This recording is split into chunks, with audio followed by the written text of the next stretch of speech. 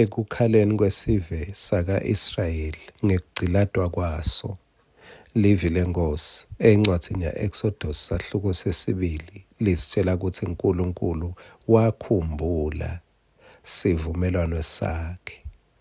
Mangabe usesivumelwaneni saNkulunkulu ngaJesu ungukhunjuliwe, kukhala kwakho kuyevakala kuNkulunkulu, tinyembeti takho uyadinaka.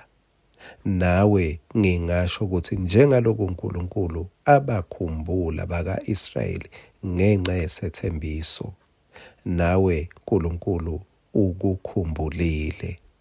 Nasi ngwaselusuku sakavuka udle. KuGenesise sahluko 21 verse 11 lithi, lokhu kwamkhathatha kakhulu Abraham ngobe bekuphathelene nale ndodzana yakhe.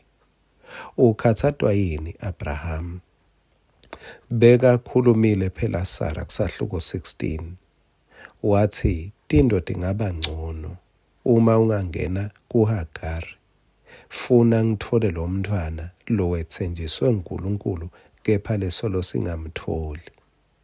Ngishito-ke kuthandi kuthi caphela ukuthi uva kubani. Ngithathela lapha kuGenesise sahluko 3 la khona Adam na Eva bathi khanza sebangcono, sebabhacile, banemahloni, bede ipride ngesimo bese bafike kuso, kani bebathenjiswa ukuthi nitawuba ngcono, kepha tintfo azange taba ngcono, taba worse. Nalapha-ke Sara uthi kutawuba ngcono sibe naye umntwana, simthole ngaHagari. Simo sitawuba ngcono, kepha azange saba ngcono simo. Uve ngabani kuthi tindo tingaba ngcono uma tingahambisani neluhlelo lwaNkulunkulu? Ekubeni umntwana atholakale njengekubuka kwakhe Sara na-Abraham, simo azange saba ngcono. Ngishito kwaba nekucabana kwesibili la sesibona ukuthi kwaba nekukhathateka ku-Abrahama. Kukhathateka kufanana nekugula. Kukhathateka kukulimala emoyeni. Hawu, Mosi nangu Ishmayeli, nangu umntwana sewukhona. Senikutholile lokhu benikufuna, kumbe benifuna imoto, kumbe benifuna indlu, kumbe benifuna libandla lelikhulu, kumbe benifuna kuswenka kubabo bukwase, kumbe benifuna imali. Seniyitholile lento, pho yini bese kuba nekulimala? Uma uNkulunkulu angenayo isay entweni, noma beyingaba yinhle kanganani, kepha iba nekubaba, ngoba lokuhle kuvela kuNkulunkulu kuphela.